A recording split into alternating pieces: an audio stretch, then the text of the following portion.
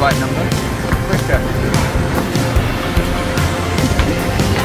We made it! Yeah! Thank you. And of course, you know about your... Yeah.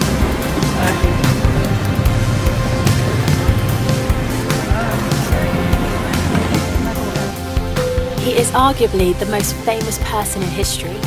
Over 2 billion people claim to follow him. That's 1/3 of the world's population.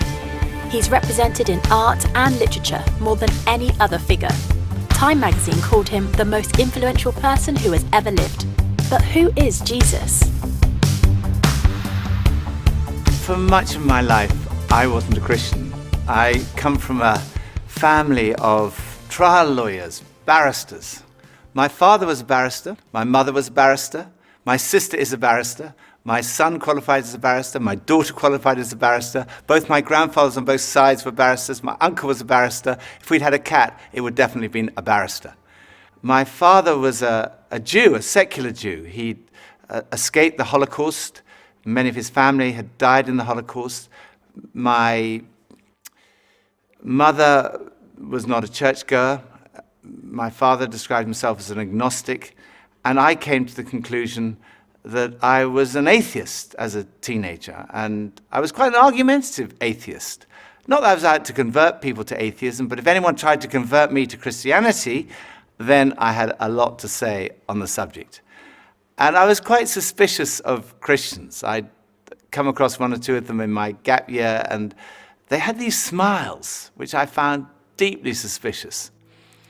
And in my first year at university, I had a room next door to my great friend, Nicky Lee. And I warned him against these Christians. I said, don't let them into your room, whatever you do. But it was too late. He'd met some, and one time he and his then girlfriend, now his wife, Scylla, came back and they said that they had become Christians. I was horrified. I mean, they were such lovely people. I thought, how can I help them? I really didn't know anything about it, so I thought I better investigate. So I managed to find this old Bible, and that night I started reading it. I started beginning of the New Testament. I read Matthew's Gospel, Mark, Luke. I got about halfway through John's Gospel, about 3 a.m. I fell asleep. Following day I carried on reading. All that day, all the next day, all the day afterwards. I was a student, so I didn't have any work to do. And when I got to the end of the New Testament, I came to the conclusion, it's true. You can't prove Christianity mathematically. You can't prove it scientifically. Science is obviously very important, but science answers a different set of questions. Science answers the questions, when and how did this world come into being? But it can't answer the question, who and why. Supposing I had a cake here, which I've made, and I give it to a scientist. The scientist will be able to answer the question how it was made. They may be able to tell you when it was made, but only I can tell you who made it and why I made it. Only the creator of the cake can do that. Only I can tell you I made that cake, and I can tell you why I made that cake. And it's the same with this universe. Only the creator can reveal who made this world and why he made it. And the claim of Christianity is that he has done that. The Creator has revealed himself. And he's revealed himself in the person of Jesus. And the evidence is not scientific evidence. That's not the only kind of evidence, but historical evidence. When I was a barrister, that's what we relied on. We relied on historical evidence that we presented to a jury. It was things that had happened in the past. They weren't there. Every time a jury brings back a verdict, it's a step of faith based on evidence. And I myself could not be a Christian if I didn't believe there was evidence. I couldn't just take a blind leap of faith. For me, faith in Jesus is a step of faith based on good historical evidence. Why start with Jesus, you might say? I didn't even believe there was a God. but I came to believe in God through Jesus, because the resurrection of Jesus strongly suggests that this world has a creator, and that creator is to be seen in terms of, through the lens of, Jesus. Jesus of Nazareth is believed to have walked these streets around 2,000 years ago. But is there any evidence that he even existed? Well, there's actually quite a lot of evidence. No serious historian would deny that Jesus existed. The Roman historians Tacitus and Suetonius wrote about Jesus, as did the first century Jewish historian Josephus. He described him as Jesus, a doer of wonderful works, and then he goes on to describe his crucifixion and alleged resurrection. So there's evidence outside of the New Testament for the existence of Jesus, but most of the evidence comes from within inside the New Testament. And sometimes people say, well, the New Testament was written such a long time ago. How do we know what was written down hasn't been changed over the years? Well, the answer is that we do know, because of a science called textual criticism.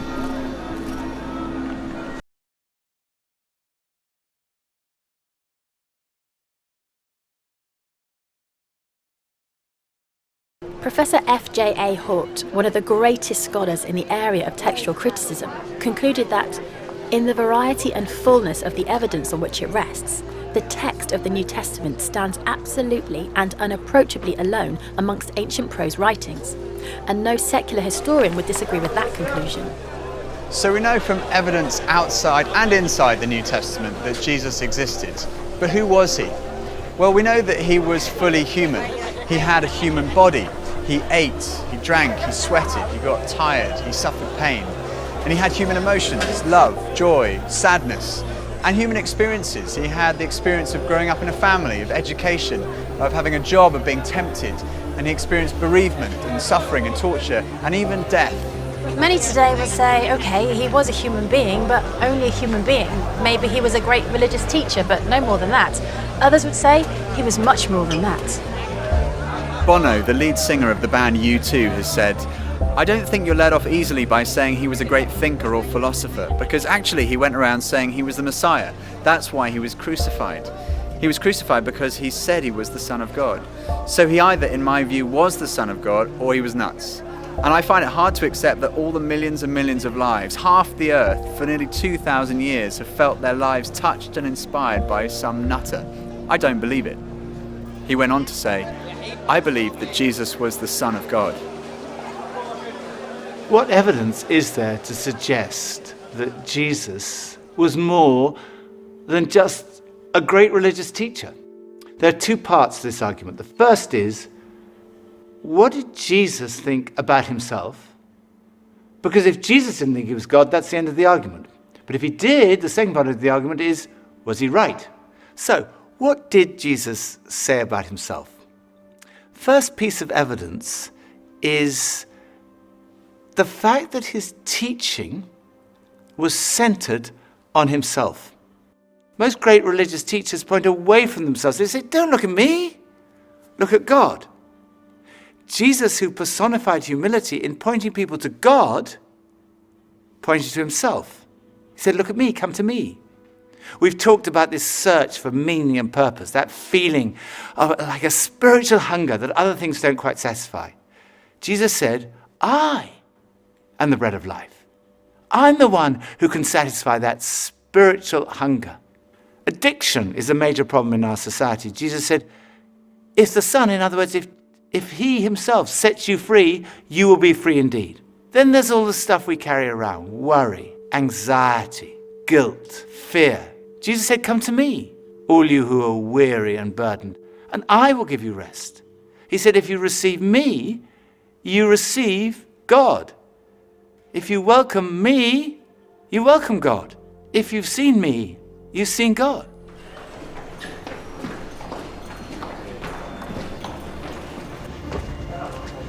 Forgiveness is right at the heart of Christianity. Jesus went up to people and said, your sins are forgiven. Now, if someone sins against you, then you can forgive them, but you can't just walk up to anyone and say your sins are forgiven. When Jesus said that, the lawyers said, who can forgive sins but God alone? But Jesus claimed to be able to do that. In fact, Jesus said that he came to give his life so that people could be forgiven. One of the most direct claims Jesus made is recorded in John's Gospel, chapter 10, verse 30. Jesus said, "I and the Father are one." Now, making a claim like this was seen by the religious leaders to be blasphemy. It's tantamount to a claim to be God, and it was punishable by death by stoning. People picked up stones to stone him. Then Jesus said to them, "I've shown you many great miracles from the Father. For which of these do you stone me?" "We're not stoning you for any of these," they replied, "but for blasphemy, because you, a mere human being, claim to be God." I think when you look at all the evidence, it's clear that Jesus did make that claim. It is an astonishing claim. And a claim like that needs to be tested. If you think about it, there are only 3 possibilities. It was not true, and Jesus knew perfectly well it wasn't true, in which case he was a fraud. Or it was not true, and he simply didn't realize it. He genuinely thought he was the Son of God, in which case he was deluded. I think we'd say he was insane. But logically, there is only one other possibility, and that is, it's true. He was telling the truth.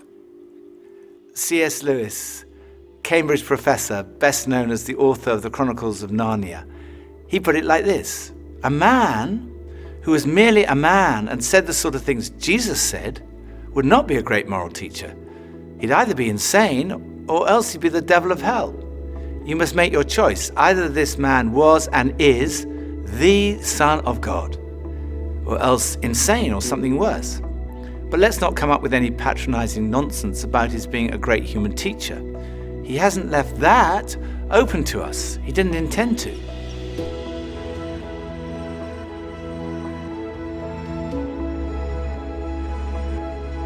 I think people think of Jesus as the long-haired guy in the movies With sandals in a room? with a beard who's having a hard time. Most people think Jesus is white.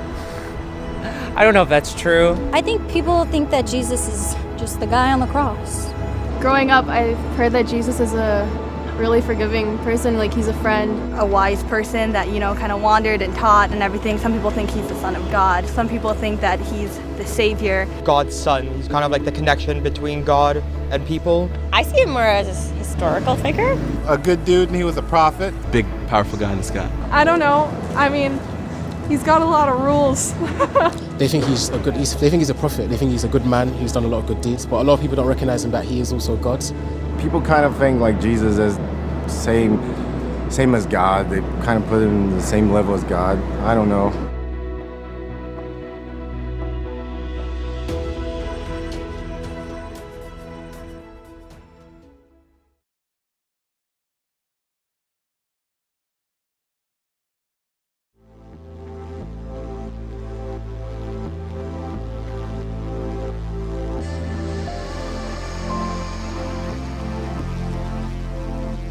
So was Jesus right in what he said about himself?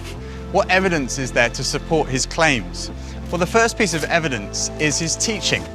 Much of the New Testament records numerous occasions where crowds gather to hear Jesus teach. And on one occasion, on a mountain like this, more than 5,000 people gathered to listen to the teaching of Jesus.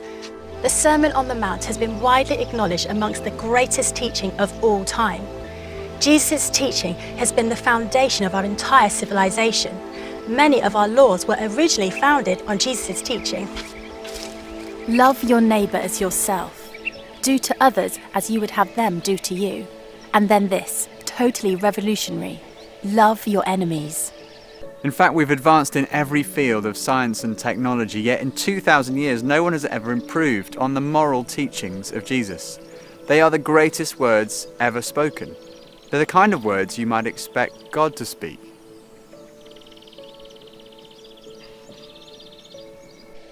Another thing that marked Jesus' life was his love for the marginalized, feeding the hungry, healing the sick. His character has impressed millions who wouldn't call themselves Christians. Time magazine called him the most persistent symbol of purity, selflessness, and love in the history of Western humanity. He was a person in whom even his enemies could find no fault, and whose friends said that he was without sin. It's been said that our character is truly tested when we're under pressure or in pain. And when Jesus was being tortured, he said, "Father, forgive them, for they do not know what they're doing." Another piece of evidence is his fulfillment of Old Testament prophecy. No one else in history has had a whole collection of books written about them before they were born. Jesus fulfilled over 300 Old Testament prophecies, 29 of them in a single day. Of course, it could be suggested he was a kind of clever con man who set out deliberately to deceive people. He read all these prophecies and he thought, right, I'm going to go through and I'm going to fulfill them all in my life. The difficulty with that theory is that, first of all, the sheer number of them. And then the fact that, humanly speaking, he had no control over many of these things. There were prophecies about the exact manner of his death, about the place of his burial, even about the place of his birth. Clever con man would be going around and saying, oh my goodness, I'm supposed to be born in Bethlehem. It's too late. Then the final piece of evidence, his conquest of death. The physical resurrection of Jesus is the cornerstone of Christianity. And this is relevant to every single one of us because we're all going to die. It's the ultimate statistic. 1 in 1 die. You go to a funeral. The coffin is lowered into the ground. It looks absolutely final. And it is. Unless Jesus died and was buried, and then was raised to life, in which case death has been conquered. But is this just wishful thinking?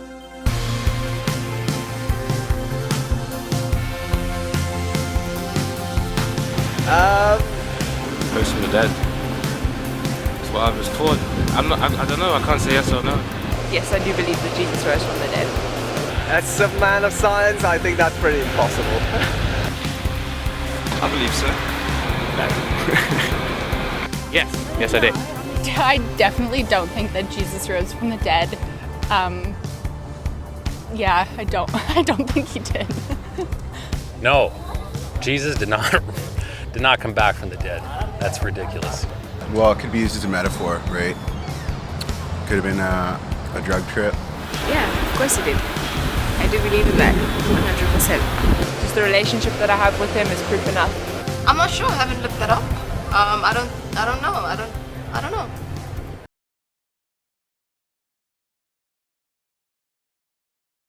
There are 4 pieces of evidence for the resurrection. The first is his absence from the tomb. No one has ever satisfactorily explained how Jesus' body was absent from the tomb that first Easter day. People have come up with all kinds of explanations. For example, maybe the authorities stole the body. Well, in that case, why didn't they produce it when people started saying that he'd risen from the dead? Or perhaps the robbers stole the body. But when the disciples heard that Jesus had been seen, they ran to the tomb and they found that the tomb was not empty. Inside the tomb were the grave clothes that Jesus had been wrapped in. The only valuable thing that a robber might have taken was still there. The grave clothes had collapsed like a caterpillar's cocoon when a butterfly has emerged. And the piece that had been around Jesus' head had been folded up and put in a different place. And when they saw that, they believed. The second was his presence with the disciples. Jesus was seen on more than 11 occasions, on one occasion by a group of around 500 people. People say, well, it could have been a hallucination. Well, hallucination does happen among highly strung, very nervous or highly imaginative people, or people who are sick or on drugs. But the disciples don't fit any of those categories. They were cynics like Thomas. There were tough fishermen, there were tax collectors, and tax collectors do not hallucinate. The third piece of evidence is the transformation that we see in the disciples. Here was a group of people who were disillusioned, despairing that their leader had died, and then suddenly they were transformed. They started saying, we've seen Jesus, he's really alive. And they went around telling everybody. Later on, practically all of them were killed, crucified, tortured, beheaded because of what they believed. And if they were deceiving people, all they had to do was say, no, it's not actually true. But they never said that because they knew it was true. It had totally transformed their lives. And as a result, this extraordinary movement swept around the whole known world. And it's a movement without precedent in the history of humanity. And fourth, it's still happening today. There are now over 2.3 billion Christians around the world, of every ethnicity, continent, nationality, economic, social and intellectual background. They all speak of this encounter with the risen Jesus Christ.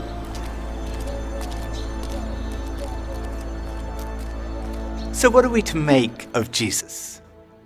It seems to me clear that Jesus really did claim to be a man whose identity was God. And when we look at the evidence of his teaching, his life, his character, his fulfillment of prophecy, his resurrection, to say he was insane or a fraud seems to me absurd, illogical, actually unbelievable. On the other hand, it provides the strongest possible supporting evidence that what Jesus said about himself was true.